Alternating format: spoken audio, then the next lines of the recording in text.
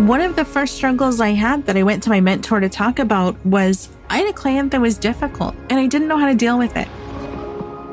Welcome to Jenna Frog's Bookkeeping Lily Pad, your cozy corner of the podcasting world, where numbers tell a story and bookkeeping blossoms into an adventure. My name is Rachel Barnett, and I'm glad you're here. This podcast is for bookkeepers who enjoy authentic, unfiltered, and always encouraging friend to talk shop with. We will be discussing what it's like to own and operate a small bookkeeping business. I recently sent out a newsletter episode about the mistake that people make when they're looking for a mentor. This is inspired by people reaching out to me and saying, "Hey, Rachel, I really need a mentor." I like the idea of supporting and lifting others up. I like the idea of helping and sharing my knowledge. One of the struggles I have, however, is when somebody says they need or want a mentor, is that I don't know what they mean. Are they looking for someone to provide them with advice on running their business? Are they looking for specific QuickBooks skills and answers? Are they looking for marketing strategies? And then once we know bigger picture, what are they looking for? Do they want someone to check in with regularly, like you might check in with your fitness coach on a regular basis? Or do they want someone they chat with occasionally for guidance? I would encourage anybody listening to this, and really anybody who asks, if you think that you need a mentor, identify what your goal is. What are you hoping to accomplish by having this mentor? How often do you want to meet with your mentor? What does that relationship look like? And what are you expecting to pay for this? Are you looking for something that is free, or are you looking for something that is paid?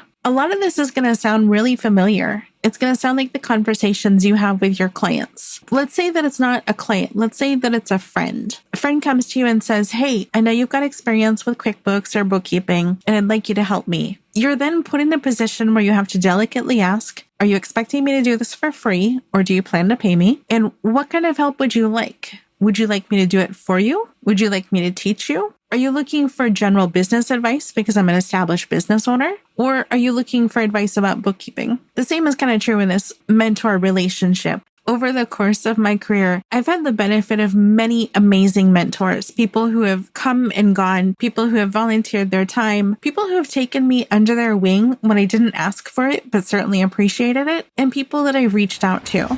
I want to talk about the situations that you can replicate. There are lots of SCORE chapters all across the country. There is likely a SCORE chapter near you, but I would just encourage you to go to score.org and see what you can find. One of the advantages of having a mentor there is that these are people who are experienced in life and in business, who specifically want to volunteer their time to help small businesses. They don't necessarily have to have a background in your industry to be able to help you. One of the first struggles I had that I went to my mentor to talk about was I had a client that was difficult. I had a client that kept pushing the boundaries and the scope and kind of bullying me, and I didn't know how to deal with it. It doesn't matter what my mentor's background was professionally. Pretty much everybody who's been in business or in the workplace for a period of time has encountered this and can give useful advice to deal with it. Another thing that I did, I want to say it's close to 10 years ago now, I got real excited about growing my business. I was definitely going to grow, and I was going to hire a team, and I was going to have some sort of like business manager to handle the hard conversations and the stuff that I didn't enjoy doing so that I could just focus on the things I enjoy doing. This might sound familiar because you've either experienced it or you've talked to someone who's experienced it. What I know now is the thing I enjoy doing is being a very, very small operation and not having a bookkeeping team. But back then, past Rachel didn't know that. Past Rachel thought, this is the wave of the future. This is the thing I want to do. This is going to be so great. It's so obvious. Why wouldn't you do it? Well, it turns out that I struggled to coach people. I have no problem teaching people how to use QuickBooks, but when people are employed by me, it's a different dynamic than when somebody pays me to learn. One of my struggles was that when I employed people, I didn't know how to communicate and give feedback in a constructive way. I didn't know how to help them grow and learn and develop. It just wasn't in my skill set. So the next coach that I hired was a leadership coach. The leadership coach I hired has gone on to become a city council person and is no longer offering coaching, but it is the sort of thing you could go do. you could go hire a leadership coach. My experience of working with her was really great. It was kind of like talking to a therapist, but also like talking to a mentor. I would explain the situations that I was encountering. She wouldn't tell me what to do. She would ask me questions in such a way that forced me to make a decision about what goals was I trying to achieve? What was the outcome that I wanted? And then how could I present the situation, or what steps could I take to get me closer to the outcome that I wanted? It was after working with her for a bit and after working with the team for a bit that I realized I was better at working with a team than I had been before, but that wasn't really my passion. This ended up leading to me selling my old business. I sold my old business, primarily bookkeeping, and I said, my team is great, but I'm not enthusiastic about having a team, and I would really like to be just a person in a much different capacity doing bookkeeping or something. So it worked out perfect. The gal who bought the business was very excited about having a team, and so it was a good blend of my weaknesses and her strengths.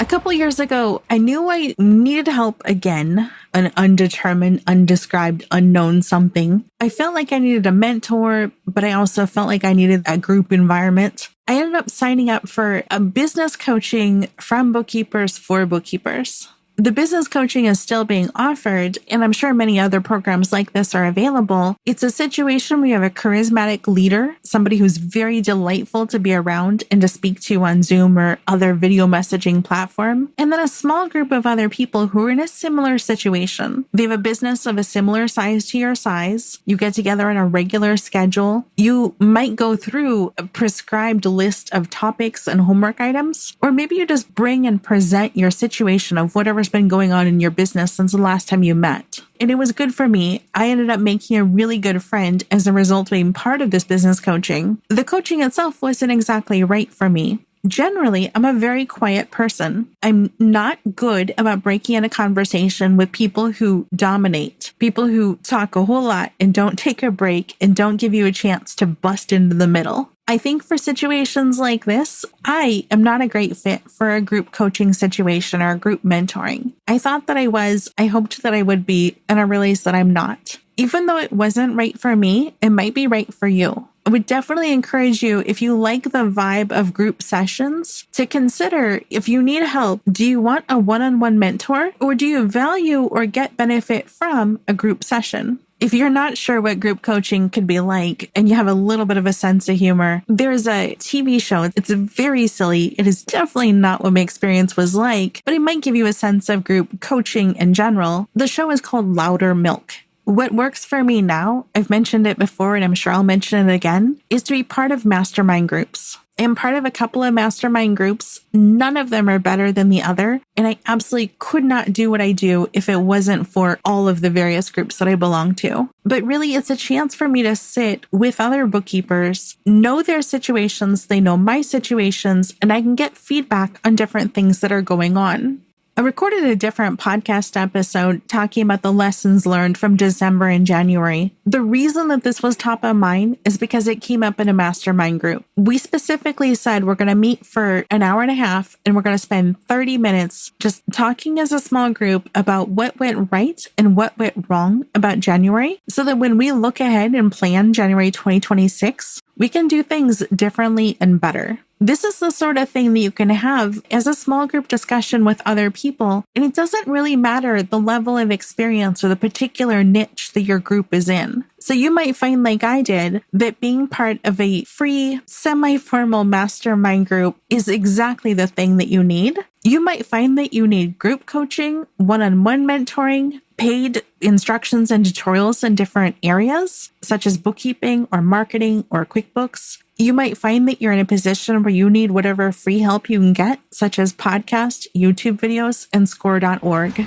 I hope this has been helpful. If there are any topics you'd like to hear me cover, please don't hesitate to let me know. If you want to hop on the podcast with me and just have a chat and we can record it and have it professionally edited, I'm more than happy to do that. I want to share whatever wisdom we can come up with. If we come up with something great, fantastic. If we come up with something that isn't great, well, then that's okay too. Not every day is going to be a perfect day, but I like the idea of trying, and I like the idea of putting good out into the world, and I like the idea of paying it forward or paying it back, however you want to think about it. I have benefited greatly from people taking the time to create content on YouTube, on podcast episodes, and people just taking me under their wing and saying, I see potential in you that you don't see, but let me encourage you to do this thing. So this is me just putting it back out there and saying thanks.